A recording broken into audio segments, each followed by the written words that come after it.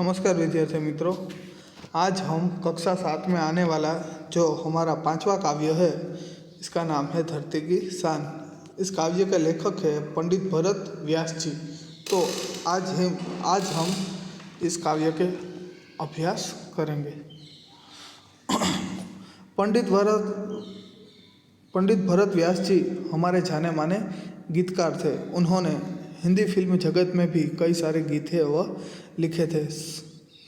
आपका जन्म सन 18 दिसंबर 1918 में राजस्थान के चिरू गांव में हुआ था। इनका जन्म राजस्थान के चिरू गांव में हुआ था। आपने कई गीतों की रचना की है। लेखक ने कई सारे गीतों की है वह रचना की है। यह गीत सन 1958 में आई हिंदी फिल्म गांव गोरी से लिया गया है। जो सन 1958 में जो हिंदी फिल्म आई थी गांव गोरी, उसका यह गीत है। इस गीत में कवि ने मनुष्य को सबसे बुद्धिमान बताया है। इस गीत में कवि ने इंसान को, मनुष्य को सबसे बुद्धिमान बताया है। इस जगत में इंसान से ज़्यादा बुद्धिमान कोई नहीं है। जितनी बुद्धि इंसानों में है उतनी बुद्धि और किसी में नहीं है। इंसान जो चाहे वह कर सकता है। अपनी बुद्धि को वह सही दिशा में लगाकर कुछ भी पा सकता है और कोई भी कार्य है उसके लिए मुश्किल नहीं है। मनुष्य ने अपनी बुद्धि और कठोर परिश्रम के आधार पर जल, स्थल और आकाश में कई उपलब्धियां अर्जित की है। और मनुष्य की इसी बुद्धि के कारण और इसके कठिन परिश्रम के कारण मनुष्य ने जल यानी कि पानी, स्थल यानी कि जमीन और आकाश में कई सारी उपलब्धियां अर्जित की है। जल में कई सारी उपलब्धियां यानी कि बड़े बड़े जहाज मनुष्य ने बनाए हैं। समुद्र के तल तक जाने वाली सबमरीन भी इंसानों ने बना ली है। स्थल, जमीन पर जो वाहन व्यवहार होता है, कई बड़े बड़े वाहन,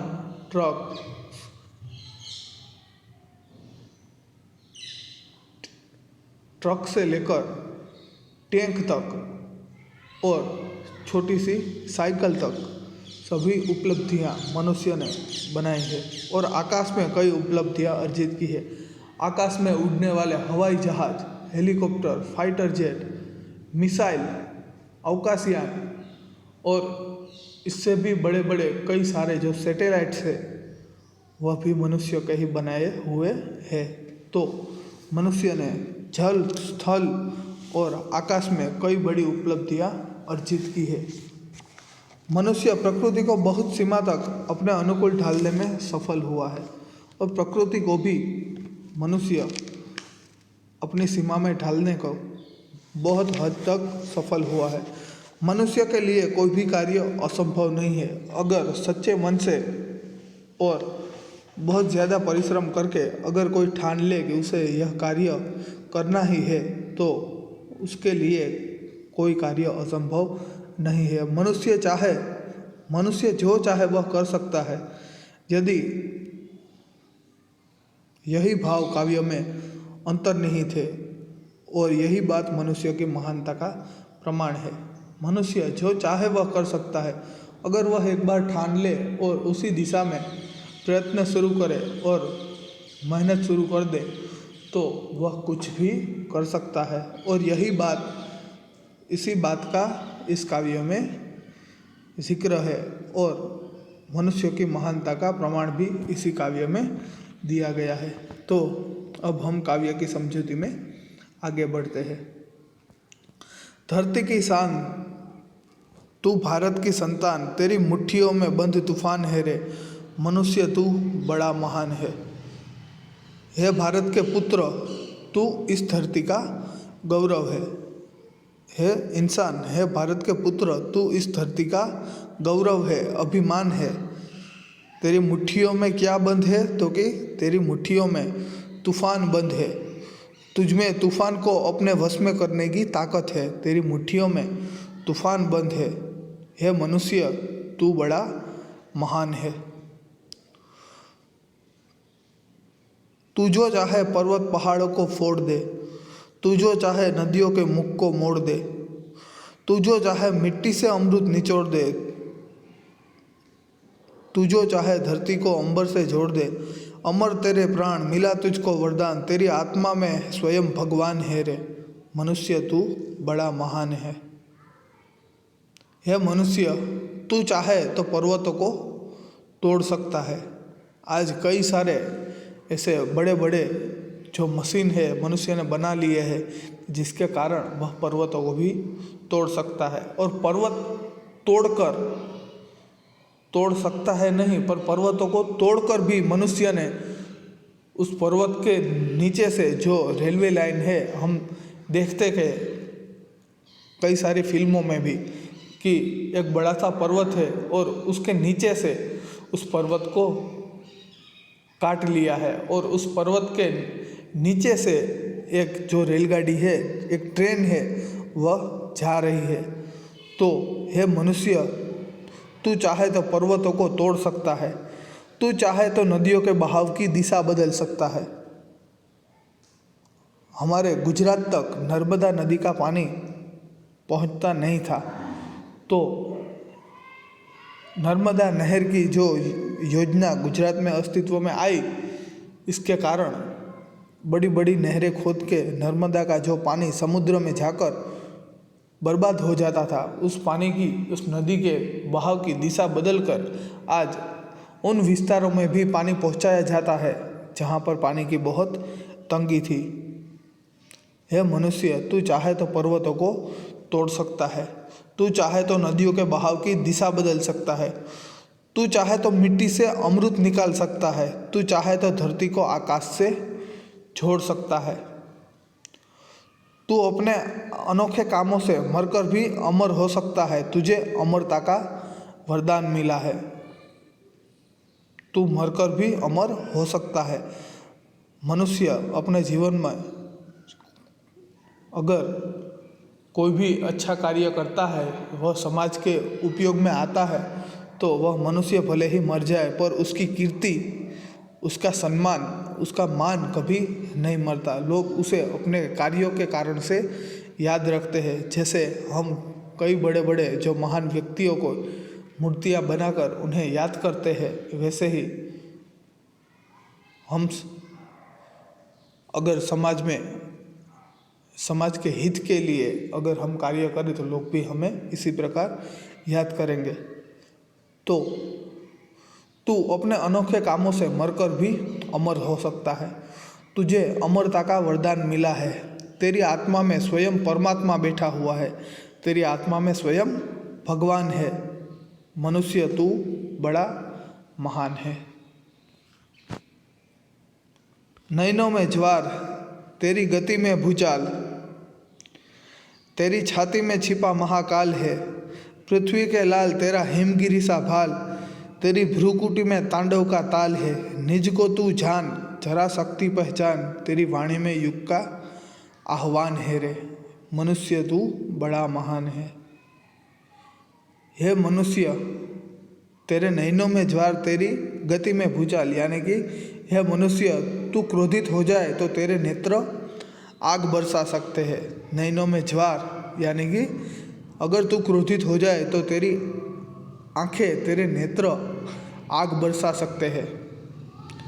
तेरी गति में भूचाल यानी कि तेरी चाल में वह शक्ति है जो भूकंप में होती है। भूकंप आ जाए और धरती जो पूरी डगमगाने लगती है, वैसी ही शक्ति मनुष्य की चाल में है। हे मनुष्य, तो क्रोधित हो जाए तो तेरे नेत्र, तेरी आंखें आग बरसा सकती है। तेरी चाल में वह शक्ति है जो भूकंप में होती है। तेरी छाती में महाकाल रूपी शिव बैठा हुआ है। तेरी छाती में छुपा महाकाल है, यानी कि तेरी छाती में, तेरे अंदर, तेरे भीतर महाकाल रूपी शिव बैठा हुआ है। पृथ्वी के लाल तेरा हिमगिरी सा भाल, हे पृथ्वी के पुत्र, हे पृथ्वी के बेटे, तेरे पास हिमालय जैसा हिमगिरी यानी कि हिमालय जैसा ऊंचे दर्जे का दिमाग है। तेरा हिमगिरी सा भाल, यानी कि तेरे पास हिमालय जैसा ऊंचे दर्जे का दिमाग है, तू बहुत बुद्धिमान है। तेरी भ्रूकुटी में तांडव का ताल है। तू अगर क्रोध में, भ्रूकुटी यानी कि भौं, गुजराती में कहिए तो भमा, आँखने ऊपरना जे भमा छे ते, तेरी भ्रूकुटी में तांडव का ताल है। तू अगर क्रोध में अपनी भौं तिरछी कर दे तो उसका वही असर होगा जो शिव के तांडव की ताल में होता है। भगवान शिव तांडव करते हैं और पूरी पृथ्वी में जैसे विनाश के बादल मंडराने लगते हैं और सभी में हाहाकार फैल जाता है, वैसे ही अगर मनुष्य भी अपनी जो भौं है वह तिरछी कर दे तो उसमें भी शिव के तांडव जैसा ही ताल है। एक बार मनुष्य गुस्सा हो जाए तो वह बहुत ज़्यादा विनाश भी ला सकता है। निज को तू जान, जरा शक्ति पहचान, तेरी वाणी में युग का आह्वान है रे। यह मनुष्य, तू अपनी शक्ति को पहचान। निज को तू जान, जरा शक्ति पहचान, तू अपने आप को पहचान, अपनी शक्ति को पहचान। तेरी वाणी में युग की ललकार है, तेरी आवाज़ सारे युग की आवाज़ है। तेरे पीछे यह सारा युग चलेगा। तू अपनी शक्ति को पहचान, अपने आप को जान, अपने अंदर की शक्ति को पहचान। तेरे आवाज़ में पूरे युग की आवाज़ है, तेरे पीछे सारा जग है वह चल देगा, पर पहले तू अपनी शक्ति पहचान। धरती सा धीर, तू है अग्नि सा वीर, तू जो चाहे तो काल को भी थाम ले, पापों का प्रलय रुके, पशुता का शीश झुके। तू जो अगर हिम्मत से काम ले, गुरु सा मतिमान, पवन सा तू गतिमान, तेरी नभ से भी ऊंची उड़ान है रे। मनुष्य तू बड़ा महान है। धरती सा धीर, तू है अग्नि सा वीर, यानी कि यह मनुष्य, तुझमें धरती जैसा धीरज है, तुझमें अग्नि जैसी शक्ति है। अग्नि सा वीर यानी कि तुझमें अग्नि जैसी शक्ति है। तू चाहे तो काल को भी थाम ले, तू चाहे तो काल को भी रोक सकता है, तू समय को भी रोक सकता है, मृत्यु को भी रोक सकता है। तू अगर हिम्मत से काम ले तो पापों की विनाश लीला भी रुक सकती है। पापों का प्रलय रुके, पशुता का शीश झुके। तू चाहे तो पापों की यह जो विनाश लीला चल रही है उसे तू रोक सकता है और आदमी को हैवान बनने से तू रोक सकता है अगर तू हिम्मत से काम ले तो। गुरु सा मतिमान, पवन सा तू गतिमान, है मनुष्य, तुझमें महान गुरुदेव जैसी बुद्धिमता है, तुझमें महान गुरुदेव जैसी बुद्धि है और तू पवन की तरह गतिशील है। पवन सा तू गतिमान यानी कि पवन की तरह तू गतिशील है। एक पल में यहाँ, एक पल में वहाँ, तू पवन की तरह गतिशील भी है। तेरी नभ से ऊंची उड़ान है रे। मनुष्य तू बड़ा महान है, तू आकाश से भी ऊंचे पहुँचने की शक्ति रखता है। सच में मनुष्य तू बड़ा महान है। तो यहाँ पर यह काव्य पूर्ण होता है। इस काव्य में अगर हम ठान ले तो कोई भी कार्य है वह बड़ा नहीं है। हम कोई भी कार्य कर सकते हैं, पर उस कार्य को करने के लिए हमें अपनी बुद्धि और बुद्धि से भी ज़्यादा उस कार्य को करने के लिए हमें बहुत ही ज़्यादा मेहनत करनी पड़ती है। तो हम चाहे तो कोई भी कार्य कर सकते हैं, कोई भी कार्य असंभव नहीं है। ये इसी बात को इस काव्य में बताया गया है। तो काव्य के अंत में यहाँ पर कुछ शब्दार्थ लिखे हैं, तो हम उन्हें जान लेते हैं। शान यानी कि वैभव, गौरव, मुख, प्रवाह, गुजराती में कहिए तो वहन, धरती, पृथ्वी या धरा, अंबर यानी कि आकाश या नभ, ज्वाल यानी कि अग्नि, भूचाल यानी कि भूकंप, भाल, ललाट या कपाल, भ्रूकुटी यानी कि भौं, गुजराती में कहिए तो भमा, काल यानी कि समय, मतिमान यानी कि बुद्धिमान। तो यहाँ पर हमारा यह जो 5वां काव्य है वह पूर्ण होता है। Thank you. अस्तु।